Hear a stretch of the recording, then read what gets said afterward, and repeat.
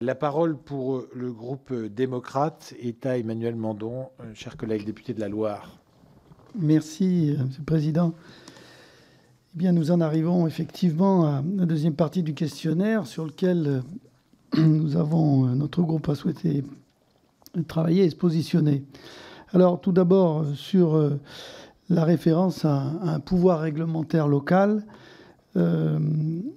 nous considérons que l'élargissement des compétences des collectivités locales par le législateur, dans le sens visé donc par cette question, peut être admis si les conséquences concrètes de l'élargissement, tant pour les finances des collectivités que pour leurs moyens matériels d'action, sont vraiment prises en compte.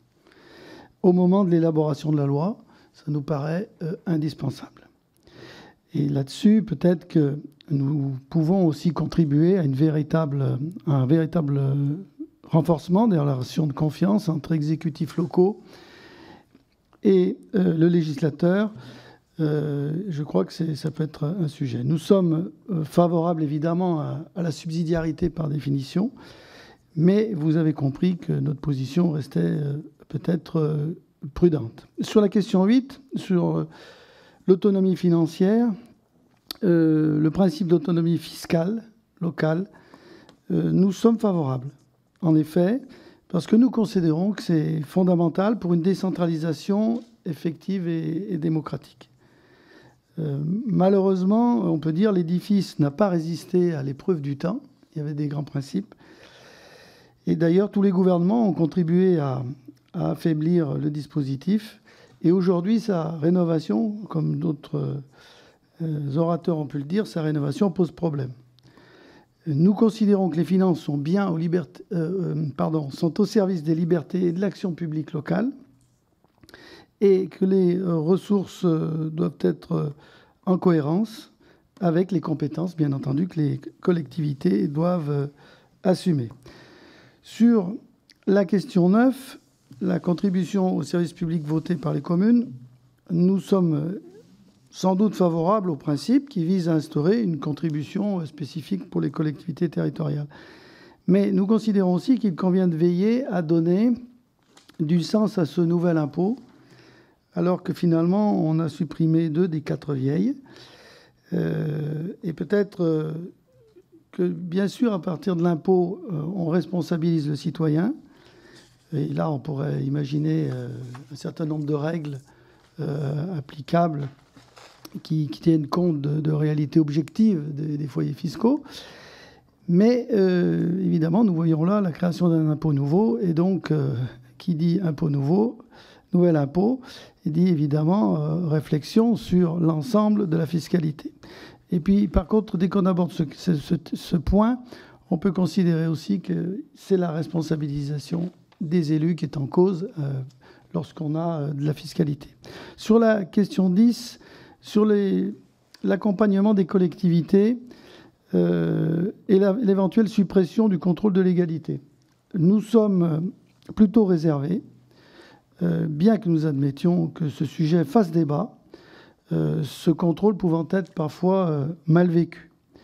Je dirais que si l'on supprime le contrôle de légalité, il conviendra alors de repenser les conditions dans lesquelles se réalise le débat démocratique local et le fonctionnement des assemblées locales. Pour nous, le contrôle de légalité, c'est un mécanisme intéressant qui a été d'ailleurs au cœur de la relation État-collectivité territoriale. Et il nous rappelle aussi la soumission de l'administration territoriale au droit.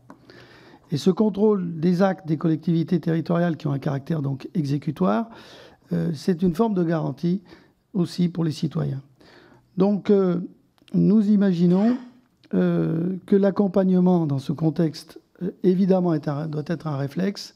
Et d'ailleurs, nous notons qu'un certain nombre de politiques publiques aujourd'hui, ou de dispositifs mis en place par l'État, vont dans ce sens. Mais je n'ai pas le temps de développer plus. Sur la question 11, on pourrait dire, par rapport au rôle des préfets, que la coordination des services déconcentrés de l'État, bien sûr, doit être améliorée, renforcée. On peut dire aussi que c'est un objectif qui est ancien, pas toujours atteint, malheureusement. La déconcentration effective, telle qu'elle a pu être définie, par exemple, par la charte, je crois, de 1992, eh bien, reste j'allais dire, pendantes. Et nous attendons sans doute, bien sûr, qu'on aille un peu plus loin. Mais il ne nous semble pas pertinent de vouloir encore alourdir la charge de travail des préfets, ces derniers manquant objectivement de moyens humains. Et nous pensons qu'il pourrait être, bien sûr, évident de réarmer l'État territorial au niveau des préfectures et au niveau, bien sûr, des sous-préfectures, qui sont des acteurs vraiment de premier plan, de proximité pour les élus locaux. C'est le représentant de l'État qui est bien identifié, et c'est important. Donc nous sommes au cœur de la déconcentration. Et c'est un vrai enjeu. Sur la question 12, les mécanismes de délibération et de participation citoyenne.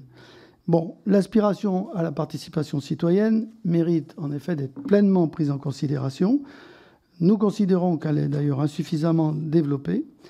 Elle est à l'évidence de nature à libérer les énergies. C'est un très grand sujet, un beau sujet. Et nous considérons que les mécanismes de délibération et de contrôle de la gouvernance des collectivités territoriales mériteraient d'ailleurs d'être modernisés et de tenir compte de cette dimension. Nous souhaitons une démocratie locale qui soit vraiment reconsidérée, repensée, parce que c'est important. Bien entendu, il ne s'agit pas d'affaiblir les organes délibératifs, notamment les conseils municipaux, mais nous pensons que toutes les initiatives qui ont pu être prises, ce que la loi déjà prévoit au niveau des commissions consultatives des services publics locaux, des conseils de quartier, voire des conseils de village, des consultations, des référendums locaux, tout cela peut être retravaillé, encouragé et soutenu, et il nous semble important de laisser de la liberté, en tous les cas, au territoire et aux collectivités locales. Voilà ce que je pouvais dire sur l'ensemble des sujets que nous aurions aimé développer, mais le temps est compté. Merci. Merci beaucoup, chers collègues et monsieur le député.